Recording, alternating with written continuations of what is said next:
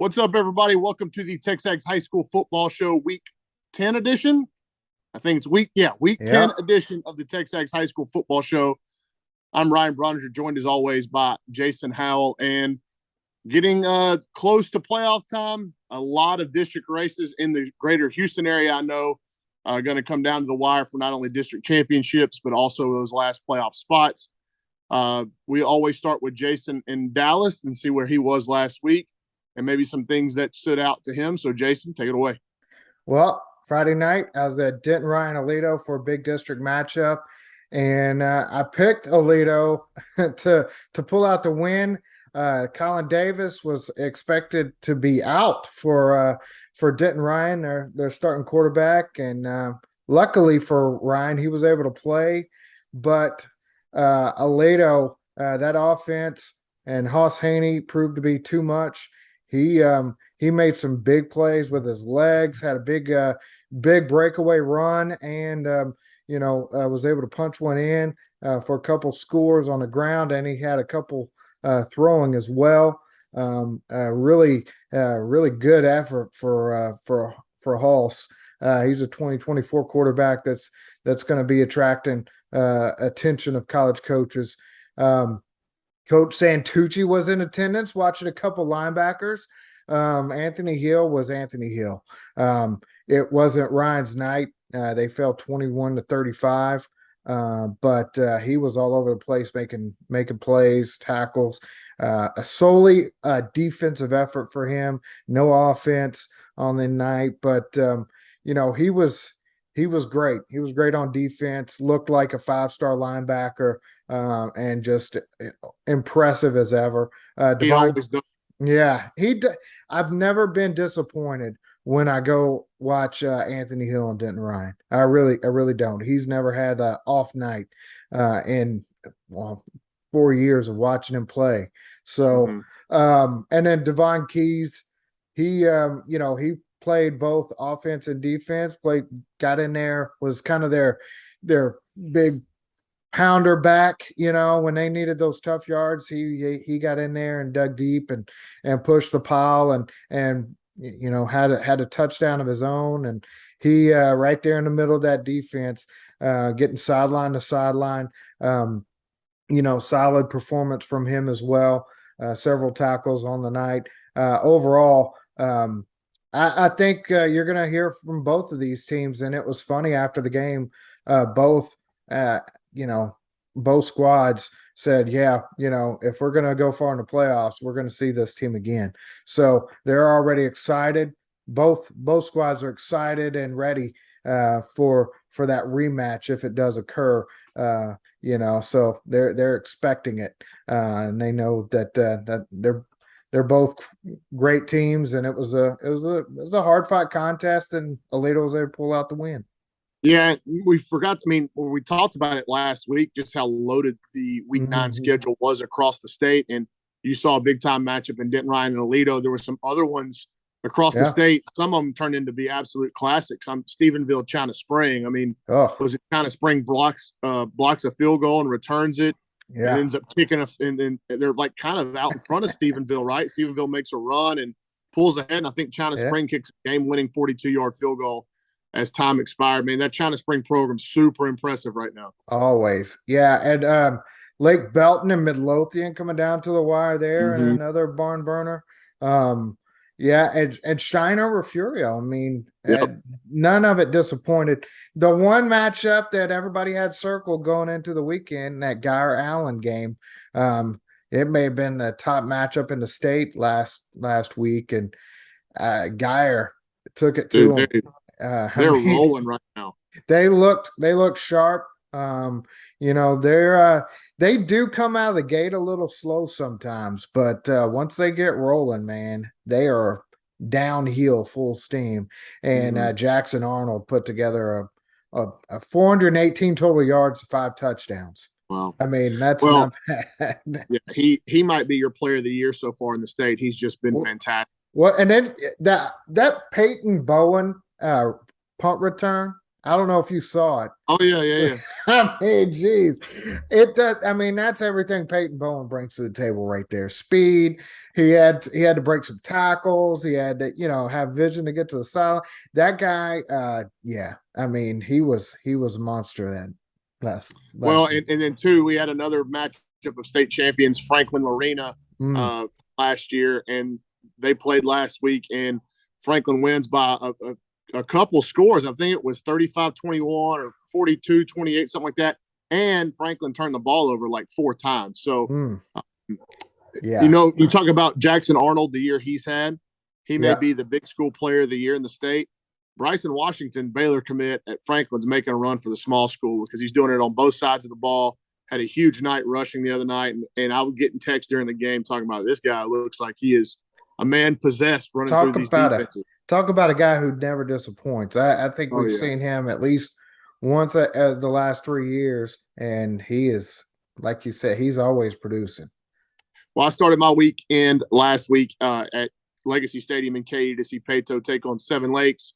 Obviously, a chance to see Damian Sanford and DJ Hicks committed to A&M, but also wanted to get my eyes on 2024 Seven Lakes linebacker Dakius Brinkley. Hmm.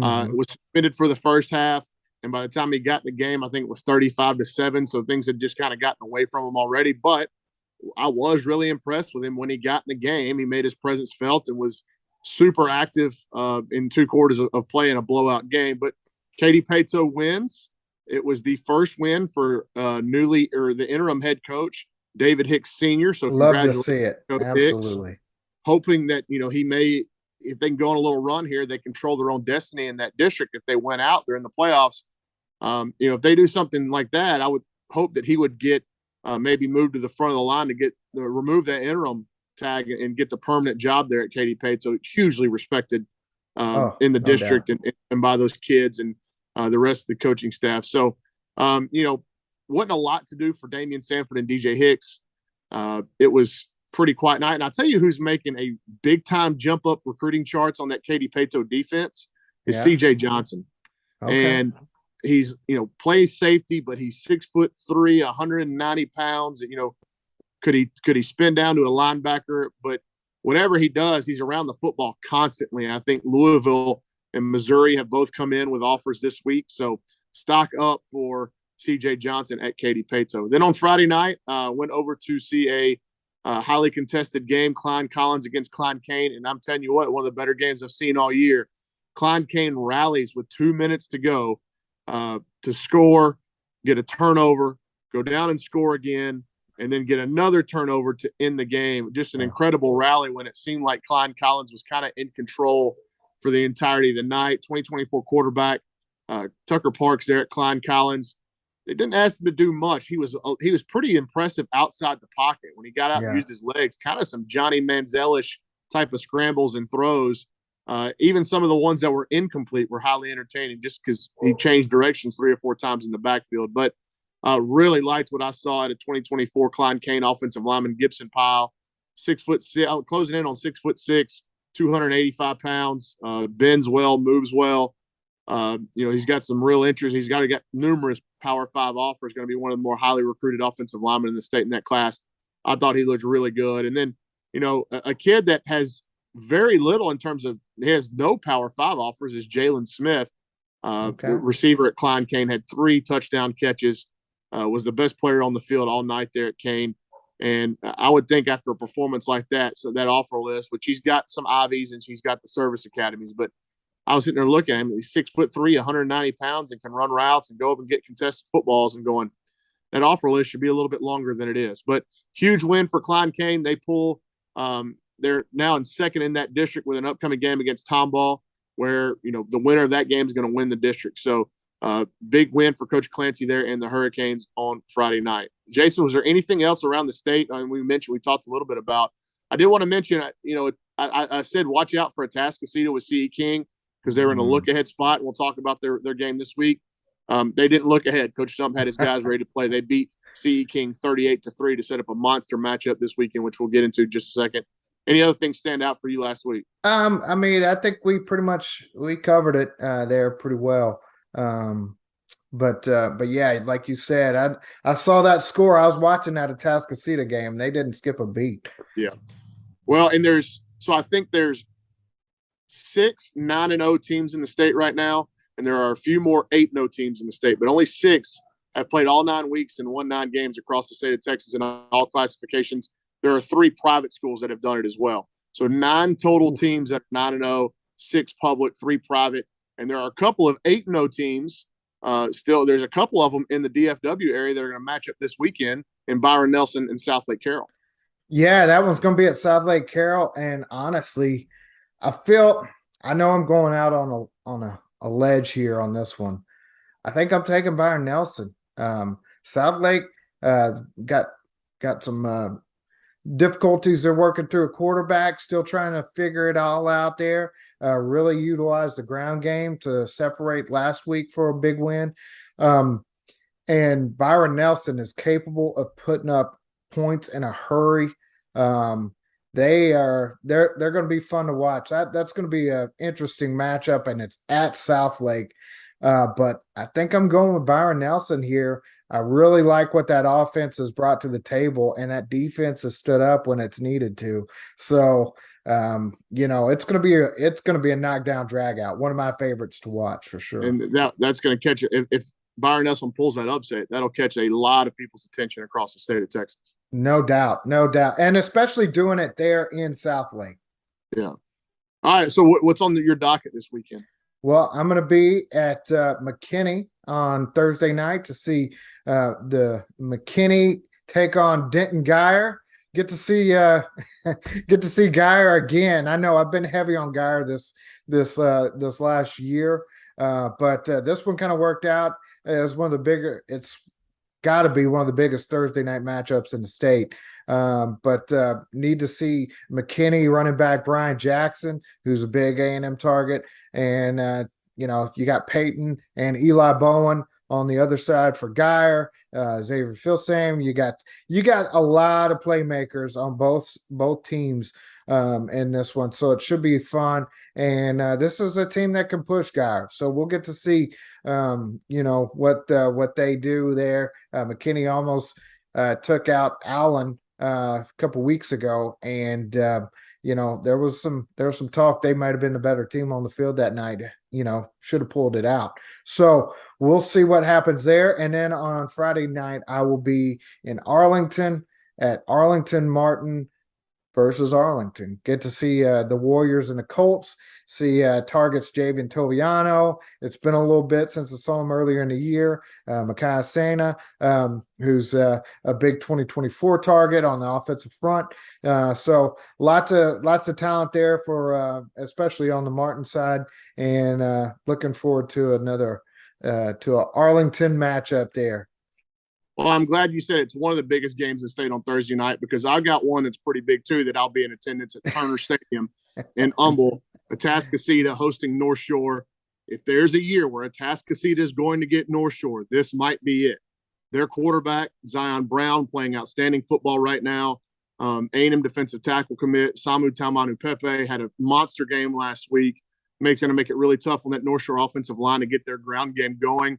Obviously, North Shore on a backup quarterback in David Amador with Caleb Bailey out for the year. So I don't know. You hesitate to ever pick against North Shore, right? Yeah. But if there's a year where Torrey Blaylock and Nate Kibble in that Atascocita ground game is going to beat North Shore, this might be it. So maybe potential upset alert, but fantastic. Probably the best game in the state this week. 2 top 10 teams, and probably the 2 of the 3 best teams in the city of Houston once you mix in Katy as well. So that's Thursday night. Friday night, I'll be staying here close to home. College Station. And I thought this was going to be a matchup of top 10 teams in 5A Division 1, because College Station had pretty much entrenched themselves in that top 10. They get upset probably in a look-ahead spot last week by Georgetown. A&M Consolidated handles their business, though. A&M Consolidated was that one kind of fluky loss to Lufkin earlier in the year, but they have looked really good in recent weeks. Their quarterback, Will Hargett, pretty good player, pretty good baseball player too, even though he gets held back by his coach some on the baseball side. His summer coach, not his high school coach, his summer coach. But no, Will's playing great. They're got a great wide receiver in Wesley Greaves, headed to Colorado. Daniel Sill on the offensive line, committed to Texas Tech. In College Station, some young talent. Arrington Maiden at quarterback's been playing better 2024. They got a 25 tight end, Jackson Verdugo. It looks like a potential high-end college player. So really interested in, like, I've been – they haven't played in like six or 7 years, Jason, because they've been in different divisions and different districts. So this is the first time they're going to play. I've heard that they've already sold the thing out. They're doing standing room only stuff. So I'm looking forward to getting that atmosphere. And I always like to cover these local kids and these local teams when the schedule allows it. So it'll be a fun Friday night there at Cougar Stadium on the south side of College Station. Well, I've got a couple more games I need to shine a little bit of light on. You're absolutely right. There's nothing better than seeing two hometown teams go head to head. You know that's going to be a fun atmosphere there in College Station. So, but here in DFW, in addition to South Lake Carroll and Byron Nelson, you got Duncanville hosting DeSoto. So, and I don't know, man. DeSoto's offense has been rolling, and if there's anybody that can really push Duncanville, it's going to be DeSoto before they hit the playoffs. So that DeSoto defense has been strong, and their offense is rolling, and they look like a little bit more complete team on the road in Duncanville. It's going to be a little tough sledding, though. You got Allen trying to bounce back against Prosper in another big matchup. Prosper coming in with one loss, Allen with two top 20 teams in the state. Should be a lot of fun. And then you got Richland coming off a loss to Birdville in a crosstown rivalry loss. They take on Mansfield, though. Mansfield Timberview, undefeated. One of the top, two pro. I think they're number 2 in the state in 5A. But Richland, one loss on the year. One loss between the two of them. So, and there's a big offensive line recruit, Daniel Cruz, that'll be worth watching out there. So keep an eye on those games for sure. Well, and I did want to go back and say one thing about last week. Maybe the upset in the state that went kind of untalked about, and a team that I've been super high on is the one that got upset. Port Arthur Memorial goes to Baytown Lee and loses 4-4. Baytown Lee knocks off a top 5 Port Arthur Memorial team. So I'll keep an eye on Coach Morgan and his club, see how they bounce back.